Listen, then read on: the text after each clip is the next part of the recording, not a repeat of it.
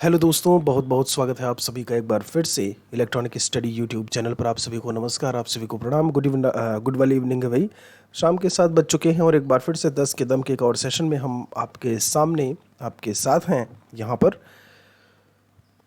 बहुत बहुत वेलकम है। शेयर कर दीजिएगा बाकियों के साथ में भी इस वीडियो को, जिससे कि वो भी इस क्लास से जुड़ जाएं। और फिर हम अपने आज के सब्जेक्ट की तरफ चलेंगे। आज का सब्जेक्ट आप देख पा रहे होंगे साइंस। इन्हीं के क्वेश्चंस को लेकर के आज हम पूरी तरीके से बात करने वाले हैं। ध्यान दीजिएगा, क्वेश्चन की संख्या हमेशा की तरीके से 10 क्वेश्चंस की संख्या। यहाँ पर बिना किसी देरी के बढ़ते हैं अपने पहले क्वेश्चन की तरफ। बस आप लोग जुड़े रहिएगा यहाँ पर, Telegram channel, Facebook page, Instagram से हमारे। तो सबसे पहला क्वेश्चन आपसे इन्होंने क्या पूछा है, गौर करिएगा। ये कहते हैं कि बीटा कण में आवेश होता है। आपने नाम सुना होगा अल्फा कण, बीटा कण, गामा कण करके, ठीक है। तो आपसे इन्होंने कहा है कि जब जब हम बीटा कण को लेकर के बात करते हैं, कुछ इस तरीके से आप इसे डिनोट करते हैं।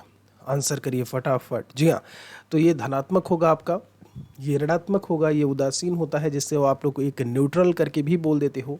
कैसे? NEUTRAL।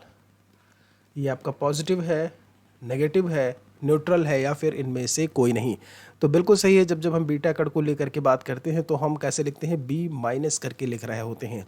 तो बीटा कण पर जो आवेश होगा, ऐसे में आवेश को आप चार्ज बोल देते हो, ये भी जान लो है। आवेश को आप चार्ज कह देते हो, और जो चार्ज होगा दोस्त, वो ऋणात्मक प्रकार का चार्ज जो है वो हमें देखने को मिलेगा। एक और सवाल की तरफ बढ़ते हैं बिना किसी देरी के। और यहाँ पर आपसे सेकंड क्वेश्चन क्या पूछा है, ज़रा गौर करिएगा। मैं आकाश गंगा का नागरिक हूँ, ये स्टेटमेंट किसका है? राकेश शर्मा का, नील आर्मस्ट्रॉन्ग करके लिखा हुआ है, कल्पना चावला लिखा है, या फिर इनमें से कोई नहीं? तो बहुत अच्छे से आप जानते हो, आपने आंसर भी करना शुरू कर दिया है। Very good. जब जब हम बात करते हैं यहाँ पर, बिल्कुल अभी क्या है कि इनके रिगार्डिंग जो है चैप्टर्स को भी शामिल किया गया है। अलग अलग स्टेट्स को लेकर के बात की जाए, ये जो है बिल्कुल बिल्कुल सही है। तो आपका करेक्ट आंसर, मैं आकाश गंगा का नागरिक हूँ। तो इनके बारे में जब आप जीवन परिचय को लेकर के बात करते हो, कल्पना चावला जी के बारे में, तो इन्हीं के द्वारा ये स्टेटमेंट जो है वो दिया गया था। बढ़ते हैं एक अगले सवाल की तरफ। आपसे इन्होंने तीसरे क्वेश्चन में क्या पूछा है, ज़रा गौर करिएगा। कहते हैं साइंस सिटी के नाम से किसे जाना जाता है? लखनऊ है, बेंगलुरु है, हैदराबाद है, और कोलकाता है। एक चीज़ यहाँ पर मैं आपको स्पष्ट करना चाहता हूँ कि आपको साइंस सिटी लगभग सभी जगह देखने को मिलेगी। आप लखनऊ में भी देखिए साइंस सिटी आपको मिलेगा है। एक IT चौराहा करके है, उसी के आगे निकलोगे तो आपको साइंस सिटी यहाँ पर भी मिलेगा, ठीक है। कोलकाता में भी साइंस सिटी मिलेगा, बेंगलुरु में भी है। तो यहाँ पर साइंस सिटी हर एक जगह है, लेकिन जब कहते हैं थोड़ा सा फेमस के उसमें, तो साइंस सिटी हैदराबाद जो है वो इसके लिए सबसे अलग से जाना जाता है। तो आपका जो करेक्ट आंसर है वो हमने आपको बता दिया है। बहुत बहुत स्वागत है, गुड इवनिंग, वेलकम, नमस्कार है भाई, प्रणाम है जो भी क्लास में जुड़ रहे हैं। एक और क्वेश्चन आपसे इन्होंने पूछा कि जब जब हम बात करते हैं चेचक के टीके की खोज को लेकर के, मेरी बात ध्यान से सुनिएगा। तो यहाँ पर कहते हैं कि किनके द्वारा की गई? एडवर्ड जेनर का नाम लिखा है यहाँ पर, ये मैडम क्यूरी हैं, ग्राहम बेल हैं, और जेम्स वाट का नाम लिखा है। बिल्कुल आपका आंसर आना शुरू हो गया है। तो जब जब हम बात करते हैं यहाँ पे चेचक के टीके की खोज को लेकर के, बिल्कुल सही भाई। तो आपको मैं बता दूँ, ये जो एडवर्ड जेनर थे ये इंग्लिश फिजिशियन थे। क्या थे? मतलब जो डॉक्टर वगैरह की बात करते हो ना, तो ये इंग्लिश, क्योंकि ये अंग्रेज थे एक, और ये UK यूनाइटेड किंगडम में पैदा हुए थे। इंग्लिश फिजिशियन करके आप इन्हें बोल देते हो, इंग्लिश फिजिशियन। एडवर्ड जेनर कहाँ के थे? UK के थे, ये ध्यान रखिएगा। और इन्हीं के द्वारा इस वैक्सीन को कहते हैं creating the small pox vaccine. चेचक को आप स्मॉल पॉक्स करके बोलते हो, क्या कहते हो? Small pox vaccine.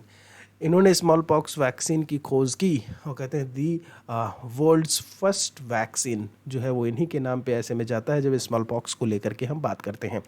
चलिए, बड़ी अच्छी चीज़ है। बढ़ते हैं यहाँ पर एक और सवाल की तरफ।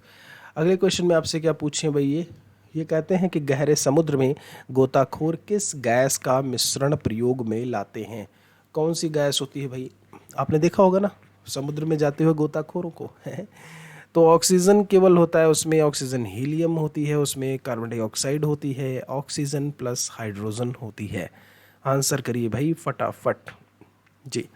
बड़ी अच्छी बात है। जब जब हम बात करते हैं यहाँ पर गोताखोरों को लेकर के जो कि गहरे समुद्र में जा रहे होते हैं, उनके द्वारा किस गैस को या किस गैस के मिश्रण को जो है प्रयोग में लाया जा रहा होता है।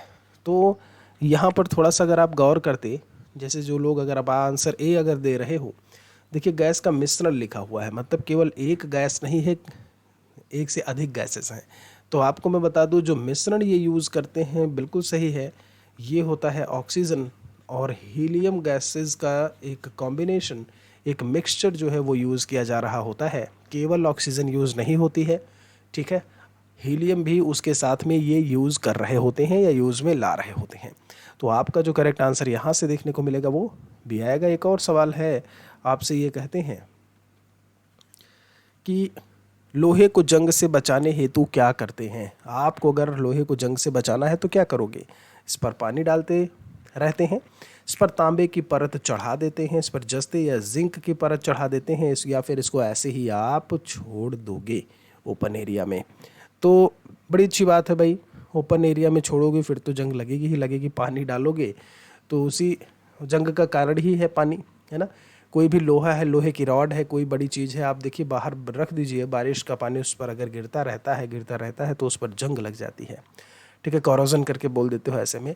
तो यहाँ पर जब जब हम बात करते हैं, बिल्कुल सही भाई, आंसर तो सही है, बिल्कुल वेरी गुड।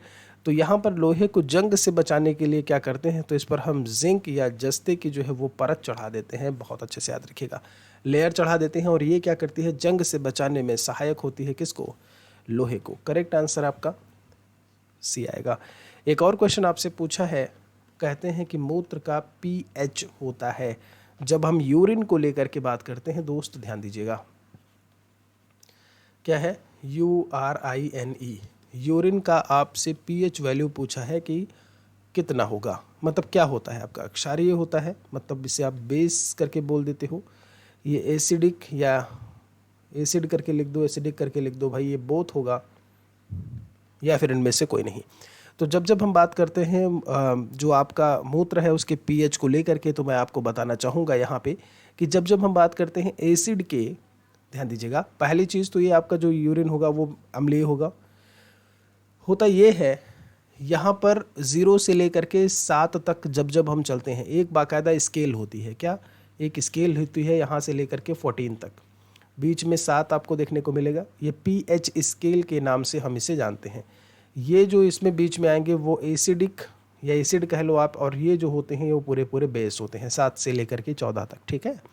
तो मूत्र का जो पीएच है वो आपको एसिडिक के रूप में, अम्लीय रूप में जो है वो देखने को मिलेगा, और आपको कहाँ मिलेगा, इसी के बीच में 0 से 7 के बीच में। तो ये अम्लीय प्रकार का हो गया आपका। एक और क्वेश्चन की तरफ चलते हैं दोस्त, और आपसे ये कहते हैं कि क्षारीय विलयन का पीएच मान कितना होता है। लो जी, ये तो बड़ा आसान सवाल आ गया, अभी पीछे ही हम आपको बता के आए हैं और यहाँ पर पूछ ही लिया फिर ऐसे में है जी, बड़ी अच्छी बात है। अब जैसे क्या है, जब जब हम बात करते हैं कि आंसर करिएगा भाई फटाफट जी। तो यहाँ पे क्या होता है कि क्षारीय विलयन का पीएच वैल्यू आपसे पूछा है कि क्षारीय विलयन का कितना होगा, तो बिल्कुल सही है कि 7+ होता है। देखिएगा अभी अभी मैं आपको बता करके आया हूँ कि जैसे ही 7 से ऊपर जाएंगे, यहाँ पर ज़रा देखिएगा ध्यान से, इस 7 से ऊपर इधर की तरफ जितने भी होंगे वो आपके क्षारीय विलयन होते हैं। 7 के नीचे जो है वो एसिडिक होते हैं, 7 पर न्यूट्रल होता है जिसको हम लोग उदासीन बोल देते हैं। जैसे वाटर है ना, पानी का पीएच आप बोल देते हो तो ना अम्लीय लगता है ना क्षारीय लगता है ऐसे में। चलिए 9 नंबर में क्या पूछा है आपसे, इनमें से अश्रु गैस है, आंसू वाली गैस जो है कौन सी भाई, चलो जी अश्रु गैस के नाम से जाना जाता है। तो हीलियम दिया हुआ है, NO2 दिया हुआ है, नाइट्रोजन डाइऑक्साइड करके है, NH3 को अमोनिया बोलते हैं, या फिर इनमें से कोई नहीं। एक सिंपल से आपके क्वेश्चंस में जो है, मतलब ऑप्शंस में ये चीज़ें दी हुई हैं। तो अश्रु गैस के नाम से बिल्कुल फटाफट आंसर आने चाहिए। तो जब जब हम इसकी बात करते हैं कि अश्रु गैस के नाम से किसे जानते हो आप, जी हाँ, तो वो होता है, आप ऐसे में NH3 करके लिख देते हो, वो है अमोनिया। आज के लिए जो आपका सवाल है, जो क्वेश्चन है, यहाँ पर ध्यान दीजिएगा, नीला थोथा, आपने इसका नाम सुना है, नीला थोथा की हम जब जब बात करते हैं तो इसका रासायनिक नाम आपको बताना है। आप आम तौर पर इसे जो है यूज़ में लेकर के आते हैं अपने लाइफ में, तो उसे नीला थोथा कह देते हो, लेकिन इसका केमिकल नेम, एक जो वैज्ञानिक नाम है ऐसे में, वो क्या है कमेंट सेक्शन में ज़रूर लिखिएगा। मैं नीला थोथा पूछा हूँ आपसे, ठीक है। एक और सवाल पूछें भाई, ये RDX भी आ गया देखो है। ये कहते हैं कि RDX जो कि एक विस्फोटक है, उसका अन्य नाम क्या है या दूसरा नाम क्या है? इथिल एल्कोहल है, MIC मिथाइल आइसोसाइनेट करके लिखा है, CFCs क्लोरोफ्लोरोकार्बन्स करके इन्होंने बोला है, या साइक्लोनाइट करके लिखा हुआ है। बड़ी अच्छी बात है। तो जब जब हम बात करते हैं RDX को लेकर के जो कि एक विस्फोटक है, इसका अन्य नाम क्या होगा? बिल्कुल सही है जो भी बच्चे यहाँ पर जा रहे हैं। जी जी जी हाँ, तो जो RDX का अन्य नाम है वो है आपका साइक्लोनाइट। आपका जो करेक्ट आंसर दोस्त यहाँ से आएगा वो डी आएगा। आपसे सवाल मैंने नीला थोथा का आपका नाम पूछा है ऐसे में कि क्या है। आज का सेशन जो है वो यहीं पर होता है ख़त्म। आशा उम्मीद है कि आपने बहुत ही अच्छी तरीके से इस पूरे सेशन को एंजॉय किया होगा। फिर से मिलेंगे हम आपसे एक और वीडियो में जल्दी ही। शुक्रिया आप सभी का, तब तक के लिए थैंक यू।